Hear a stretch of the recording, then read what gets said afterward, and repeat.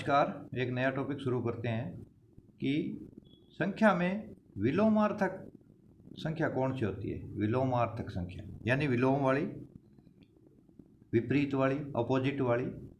तो इसके लिए अपने सबसे पहले है वो संख्या रेखा के बारे में समझते हैं। जैसे अपने कोई ये एक रेखा है, इसके अंदर ये यहाँ पर मैं 0 ले लेता हूँ, तो ये 1 2 3 4, इसके इस साइड में है वो सारे ये प्लस में चलते हैं, पॉजिटिव में चलते हैं। ये संख्या रेखा के ऊपर अपने इनको कैसे दर्शाते हैं, तो ये अगर मैं 0 को छोड़ देता हूँ तो 1 2 3 4 5 ये अपने प्राकृत संख्या होती है। अगर इसमें शून्य को शामिल कर लें तो ये सारी क्या है, पूर्ण संख्याएं बन जाती है। अगर मैं शून्य के अपोजिट इस साइड में चलता हूँ तो यहाँ पर ये -1 -2 -3 -4 इस तरह से ये भी अगर इसके अंदर अपने शामिल कर लेते हैं तो ये सारे क्या बन जाते हैं, पूर्णांक बन जाते हैं। यानी 1 2 3 4 5 अगर 0 न लूँ, यहाँ से शुरू करता हूँ तो ये प्राकृत, 0 शामिल कर लूँ मैं इसमें, 0 से आगे चलता हूँ तो ये बन गई पूर्ण संख्याएँ, क्योंकि इसमें 0 शामिल हो गया। यानी शून्य शामिल होने पर प्राकृत संख्याओं के साथ में शून्य से स्टार्ट करें तो वो पूर्ण संख्या बन जाती है।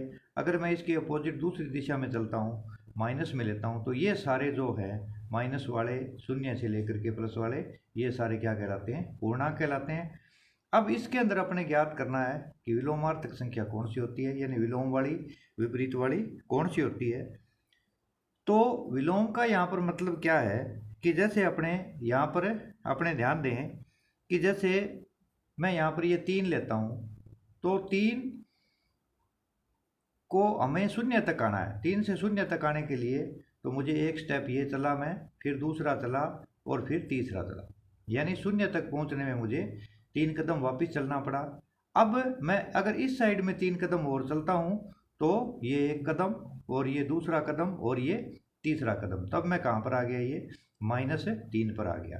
तो यहाँ पर क्या हुआ कि -3 की जो विलोमार्थक है वो 3 होगी और 3 की -3 होगी। तो यहाँ पर हमें ये ध्यान में रखना है कि जैसे अपने यहाँ पर मैं लिखता हूँ, जैसे संख्या लिखते हैं और इसकी विपरीत कह दो या विलोमार्थक कह दो, एक ही बात है।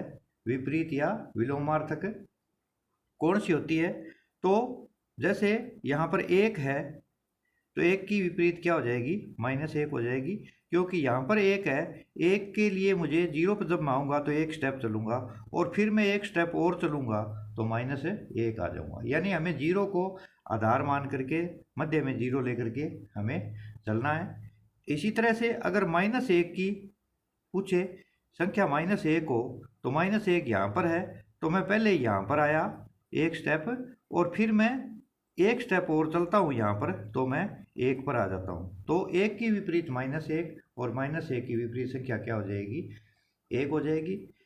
इसी तरह से अपने यहाँ पर किसी की भी हम संख्या विपरीत 5 की तो क्या हो जाएगी, -5 और -5 की क्या हो जाएगी, 5 हो जाएगी। तो यहाँ पर हमारा एक है वो लमसम एक फार्मूला बन गया हमारा कि हमें जिसकी भी विपरीत संख्या या विलोमार्थक संख्या पूछे तो हमें उसका निशान है वो बदल देना है। यहाँ पर इसमें कोई दिक्कत नहीं आएगी। जैसे यहाँ पर -3 की पूछे कितनी होगी, तो अब -3 के लिए -3 यहाँ पर है, तो -3 से मैं 0 की तरफ जाऊँगा तो 1 कदम चला, फिर 2 और फिर 3। अब 0 पर पहुंचने के लिए मैं 3 कदम चला, तो अब मैं इस साइड में 3 कदम और चलूँगा तो 1 कदम, फिर दूसरा कदम और तीसरा कदम चलते ही मैं 3 पर पहुंच जाता हूं। तो -3 की जो विपरीत होगी वो 3 होगी। इसी तरह से अपने ज्ञात कर सकते हैं 3 की विपरीत क्या होगी, -3। तो -3 की 3 तो 3 की -3 होती है। तो यहाँ पर ये ध्यान देने वाली बात है भी, जहाँ पर निशान नहीं लगा हुआ होता है वो हम किसका मानेंगे, प्लस का ही मानेंगे। ये 1 है, इसको +1 कह दे तो भी कोई दिक्कत नहीं है, नहीं तो ये अपने आप में ये क्या है, +1 ही होता है। ये 5 प्लस का है तो इसको +5 कह दो तो भी कोई दिक्कत नहीं है, नहीं तो ये 5 भी क्या है, प्लस का ही होता है। तो यहाँ पर हम किसी की भी है वो विपरीत या अपने कह दें विलोमार्थक संख्या है वो ज्ञात कर सकते हैं। किसी की भी पूछ सकता है अपने को, तो इसमें कोई दिक्कत नहीं है। जैसे 87 की क्या हो जाएगी, विपरीत क्या हो जाएगी, -87, और -87 की क्या हो जाएगी, 87। चाहे कोई भी संख्या हो, कितनी बड़ी संख्या हो, जिसकी भी हमें विपरीत पूछ रहा है या विलोमार्थक पूछ रहा है, तो हमें उसका क्या है, निशान है वो बदल देना है, और निशान बदलते हुए संख्या को लिख लेना है। चाहे कितनी बड़ी संख्या हो, कोई भी हो सकती है इसके अंदर। जैसे आपसे ये पूछ ले कि 998 की विलोमार्थक संख्या क्या होगी, तो ये हो जाएगी -998, और -998 की क्या हो जाएगी, 998। तो इसमें ये एक छोटा सा टॉपिक था। इस तरह के क्वेश्चन है वो कई बार पूछा जा सकता है कि विलोमार्थक संख्या क्या होती है।